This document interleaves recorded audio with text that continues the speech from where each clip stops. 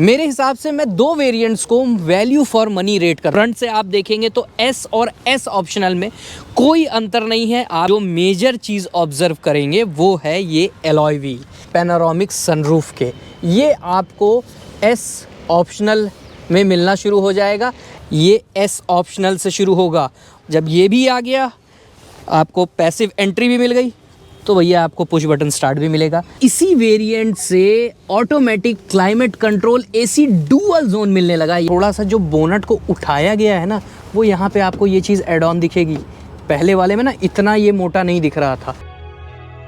Hyundai Creta 2024 launch हो गई है और लॉन्च होते ही मार्केट में तहलका मचा दी है। वेरिएंट्स को लेके लोगों के मन में बड़े ही कन्फ्यूजन रहते हैं, यार कौन सा वेरिएंट लें। भाई जिसको बहुत कम बजट में और हुंडई क्रेटा का मज़ा लेना है और 2024 वाली का लेना है, तो वो भाई बेस वेरिएंट पे जाते हैं। या तो मॉडिफिकेशन के शौकीन होते हैं या उनको रहता है कि भैया कम से कम प्राइस में हम इस कार का मज़ा ले लें, तो वो ई वेरिएंट पे चले जाते हैं। फिर उसके बाद आता है अगला स्टेप कि भाई वैल्यू फॉर मनी वेरिएंट कौन सा है। मेरे हिसाब से मैं दो वेरिएंट्स को वैल्यू फॉर मनी रेट करता हूँ। अब आपको लग रहा होगा भाई दो वेरिएंट कैसे हो सकते हैं, वैल्यू फॉर मनी तो इंसान एक ही वेरिएंट को बोलता है। यहाँ पे प्रायोरिटी आ जाती है कि आपको क्या चाहिए। ये दोनों ही वेरिएंट बहुत ही परफेक्ट हैं। एक है एस और एक है एस ऑप्शनल। एस पे मैं ऑलरेडी वीडियो बना चुका हूँ, आप मेरे चैनल पे जाके देख सकते हो। और आज मैं एस ऑप्शनल लेके आया हूँ क्योंकि कई लोगों की कुछ ऐसी एक मेजर रिक्वायरमेंट इन दिनों इंडिया में स्पेशली हो गई है सनरूफ की, कि भाई और ऑलरेडी क्रेटा में जो है पैनोरामिक सनरूफ आती है। तो इन दोनों कारों में क्या क्या डिफरेंसेस हैं वो मैं आपको बताऊंगा। वैसे अगर मेजर डिफरेंस की आप बात करेंगे, एस का मैंने बता दिया कि ऑलरेडी मैं वीडियो बना चुका हूं। ये सारी चीज़ फ्रंट से आप देखेंगे तो एस और एस ऑप्शनल में कोई अंतर नहीं है। आपको ये बड़ी ग्रिल जैसी नई वाली आ गई है वही मिलेगी। ये पियानो ग्रे फिनिश में यही सेम चीज़ मिलेगा। कनेक्टेड DRLs एस और एस ऑप्शनल दोनों में यहाँ से शुरू हो गया है। ई और EX में नहीं आता है, यहाँ पे सिर्फ क्रोम लाइन आती है। हेडलैम्प्स की बात करेंगे, दोनों ही वेरिएंट्स में आपको LED हेडलैम्प्स मिलते हैं। अपर डिपर जो हो गया और फॉग लैम्प्स जो है वो गायब कर दिए गए हैं हुंडई क्रेटा से। इसके अलावा साइड प्रोफाइल पे जब चलते हैं तो आप जो मेजर चीज़ ऑब्जर्व करेंगे वो है ये एलॉय व्हील। एस वेरिएंट में आपको एलॉय व्हील जैसी डिज़ाइन जैसे टॉप वेरिएंट में आता है ना, SX टेक और SX ऑप्शनल में, उस तरह की ही डिज़ाइन बनाई है। लेकिन वो व्हील कैप आता है एस वेरिएंट में और वो 16 इंच में ही रहता है। लेकिन ये एकमात्र हुंडई क्रेटा में ऐसा वेरिएंट है जिसमें फुल ब्लैक आपको एलॉय व्हील्स मिलती है और ये 17 इंच में मिलती है। ये आपका एस ऑप्शनल वेरिएंट है। मतलब थोड़े बहुत कन्फ्यूजन आप ई और EX में कर सकते हैं कि भाई व्हील कवर एक ही जैसे आते हैं।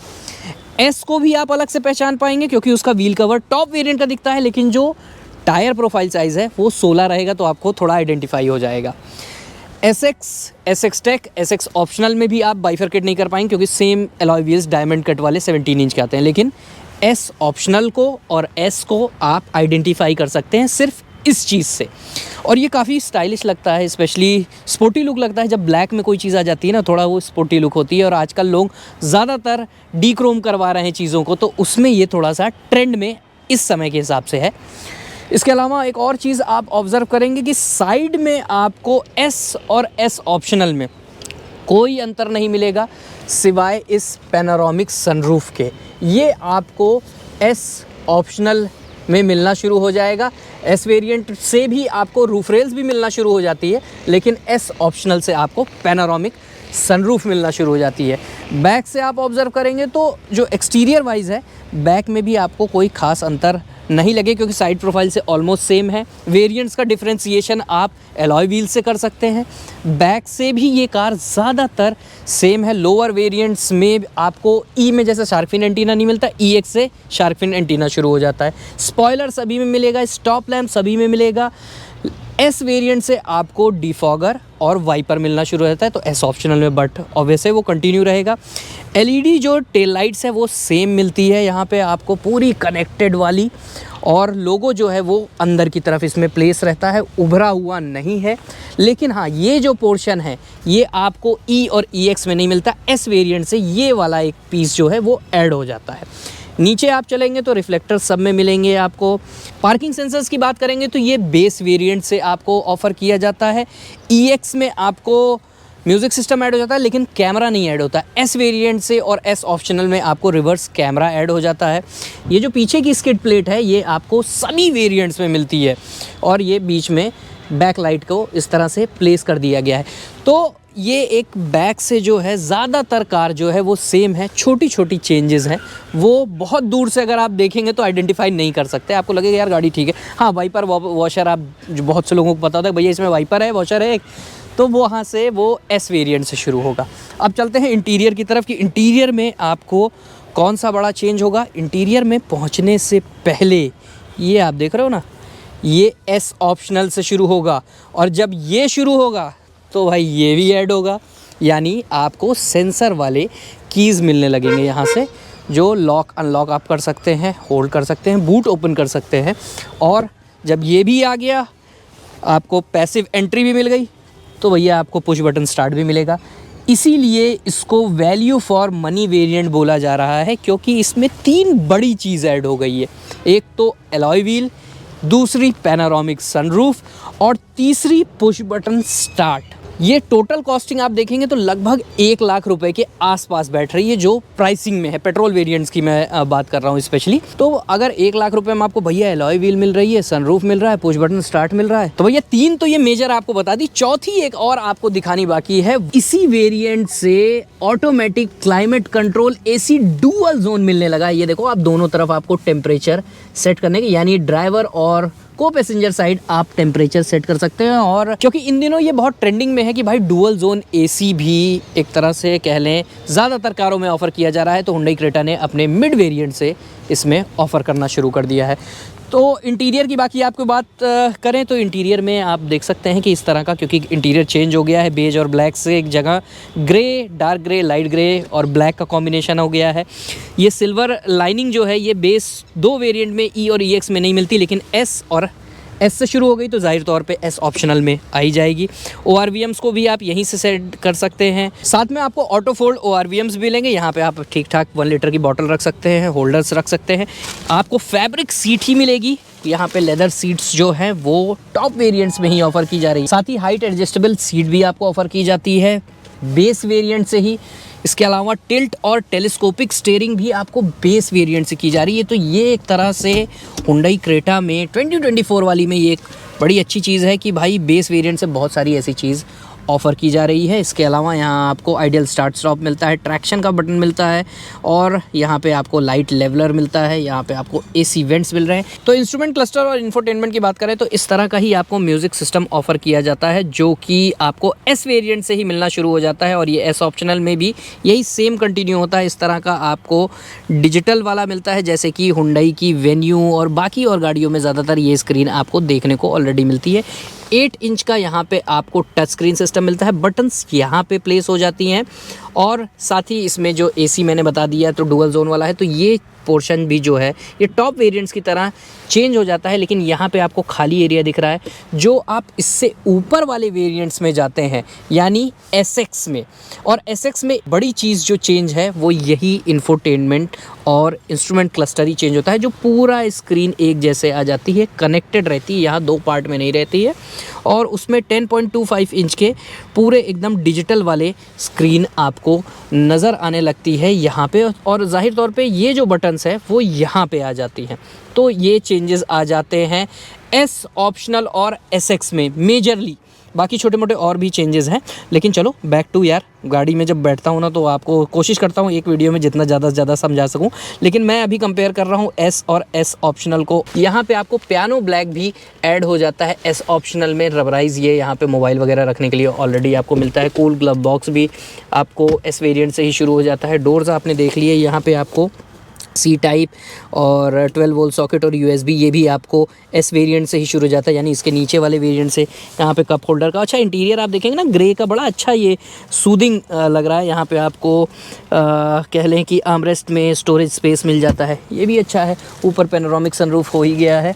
बाकी बैक से भी हम आपको दिखाते हैं कि और क्या कुछ चेंजेस है। स्टीयरिंग माउंटेड कंट्रोल्स आपको मिलते हैं, क्रूज़ कंट्रोल मिलता है, यहाँ पे आप इंफॉर्मेशन इंस्ट्रूमेंट क्लस्टर की वो सेट कर सकते हैं, वॉल्यूम सेट कर सकते हैं, फ़ोन की कनेक्टिविटी देख सकते हैं। तो ये सारी चीज़ आपको मिलती ही है। इसके अलावा ये एक चीज़ आप ऑब्ज़र्व करेंगे, ये जो लाइट है ना, ये आपको वाइट मिलने लगी है, एस वेरिएंट में येलो मिलती है। और ये थोड़ी सी बस ऐसे है, फोकस्ड वाली नहीं है, फोकस्ड वाली एसएक्स से मिलना शुरू होती है। बहुत ही छोटी छोटी चीज़ों पे हुंडई ने ध्यान दिया और वेरिएंट्स में ऐसा नहीं है आपको लगता है कि 2-4 ही चेंजेस हैं, भाई और भी चेंजेस होते हैं, लेकिन बहुत छोटे छोटे लेवल पे होते हैं जो कि हमें नहीं पता होता। जब आप माइन्यूटली उसको देखोगे तब आपको समझ में आएगा। दूसरा, यहाँ पे टिकट होल्डर आपको इस तरफ मिलता है और दूसरी तरफ आपको ये बड़ा ग्लास वैनिटी मिरर में मिल रहा है, लेकिन इसमें लाइट्स कोई नहीं दी जा रही। एक चीज़ आप और ऑब्जर्व करेंगे, जो इसकी सीलिंग है उस पर आप देखिए ध्यान से, तो थोड़े थोड़े टेक्सचर्ड दिख रहे हैं, तो अच्छा है इसका लुक ओवरऑल।